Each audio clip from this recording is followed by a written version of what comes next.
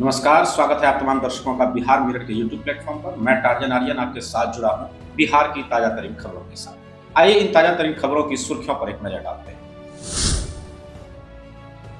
बिहार में 2 rail line का काम जल्द शुरू होगा। अश्वनी वैष्णव से मिले सम्राट चौधरी। सरस्वती पूजा करने से पहले समितियों को लेनी होगी सरकार से अनुमति। डीजे बजाने पर होगी कार्रवाई। बिहार में शुरू की जाएगी ग्रामीण क्रिकेट लीग। प्रतिभाशाली खिलाड़ियों को राज्य स्तर पर खेलने का मिलेगा मौका। बीपीएससी कैंडिडेट का मामला थमने का नहीं ले रहा नाम। हाईकोर्ट में बीपीएससी री एग्जाम की सुनवाई टली। पटना में ज्वेलरी शॉप में दिन दहाड़े हुई लूट। ग्राहक बनकर आए थे बदमाश। एएसपी ने की पुष्टि। आइए खबरों पर अब विस्तार से नजर डालते हैं।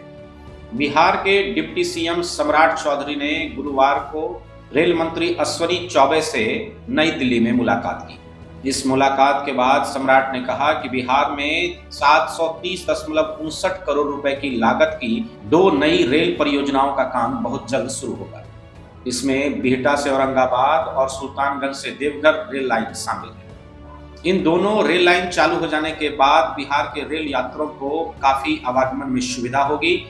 वहीं डिप्टी सीएम सम्राट चौधरी ने गुरुवार को कहा कि 290 करोड़ की लागत से भागलपुर से सुल्तानगंज और झारखंड के देवघर के बीच नई लाइन प्रस्तावित है।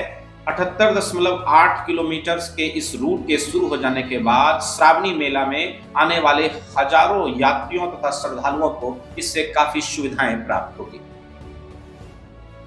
बिहार में सरस्वती पूजनोत्सव को लेकर इस वर्ष बिहार के अधिकांश जिलों में सरस्वती पूजनोत्सव को लेकर समितियों को लाइसेंस लेना अनिवार्य कर दिया गया है। इसी क्रम में कटिहार जिला अंतर्गत कुर्सेला थाना परिसर में आयोजित शांति समिति की बैठक में सरस्वती पूजा समिति को भी इस बात की जानकारी दी गई।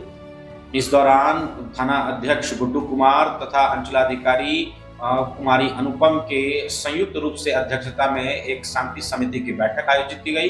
बैठक में भारी मात्रा में आसपास के जनप्रतिनिधियों, गणमान्य व्यक्तियों, बुद्धिजीवियों तथा विभिन्न सरस्वती पूजनोत्सव पंडाल के समितियों के सदस्य, अध्यक्ष तथा विभिन्न निजी विद्यालयों के संचालकों ने भी हिस्सा लिया। इस दौरान बैठक में थाना अध्यक्ष और सीओ ने लाइसेंस से संबंधित जानकारी सभी लोगों को प्रदान की।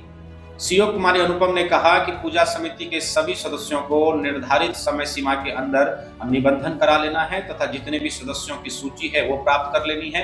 वहीं थाना अध्यक्ष महोदय ने कहा कि थाना से विभिन्न जो समिति सदस्य हैं वो फॉर्मेट प्राप्त कर सकते हैं लाइसेंस के लिए, और जो दिए गए फॉर्मेट पर समिति के सदस्यों विस्तृत जानकारी तथा आधार कार्ड एवं अन्य तरह के दस्तावेजों को संलग्न करके जमा कर दें, जिसके बाद लाइसेंस निर्गत करने की प्रक्रिया जिला स्तर से होगी और लाइसेंस लेकर ही जो समिति के सदस्य हैं वो सरस्वती पूजनोत्सव कार्यक्रम कर सकते हैं। साथ ही बैठक के दौरान सरस्वती पूजनोत्सव के समय पर अश्लील गानों से परहेज करने की अपील की गई तथा निर्धारित समय सीमा के अंदर ही प्रतिमा के जल निमज्जन का कार्य भी संपन्न करने को कहा गया। वहीं इसके अलावा डीजे, ऑर्केस्ट्रा एवं अन्य तरह के आपत्तिजनक गीतों तथा डीजे के संचालन तथा उसको लेकर घुमाने उमाने को लेकर बताया गया कि ये पूरी तरह से प्रतिबंधित है, इसको लेकर न चलने की अपील की।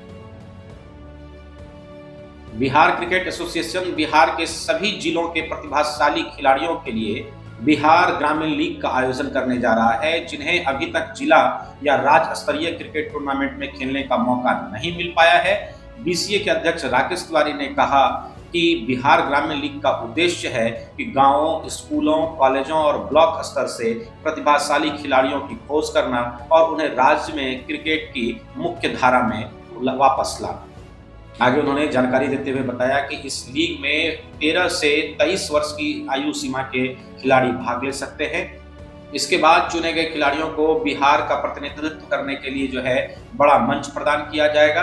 प्रत्येक जिला 15 मैचों की मेजबानी करेगा, जिसमें 8 league game, 4 quarter final, 2 semifinal और 1 फाइनल शामिल है। सभी जिलों में कुल 570 मैच खेले जाएंगे, जिसमें जिला के फाइनल में 1 सेलिब्रिटी, 1 स्टार क्रिकेटर और 1 ब्रांड एम्बेसडर भी शामिल होंगे।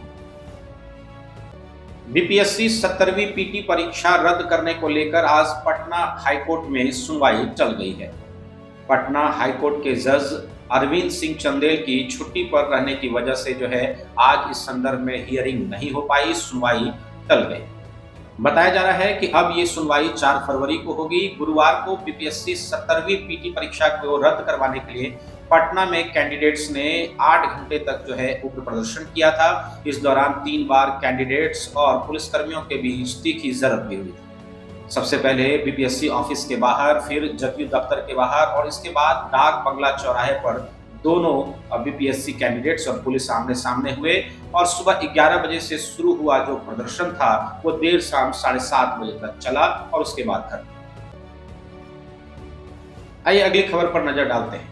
बिहार की राजधानी पटना में बेखौफ बदमाशों ने एक ज्वेलरी शॉप को अपना निशाना बनाया। ग्राहक के रूप में पहुंचे अपराधियों ने पिस्टल की नोक पर करीब 40 लाख रुपए के जेवर और नकदी की लूटपाट की है। एएसपी भानु प्रताप सिंह ने लूट के वारदात की पुष्टि की है। उन्होंने कहा कि सीसीटीवी में अपराधियों की करतूत रिकॉर्ड हो गई है। पुलिस उनकी धरपकड़ के लिए लगातार छापेमारी कर रही है। उन्होंने 37 से 40 लाख रुपए के अनुमानित लूट की बात बताई है।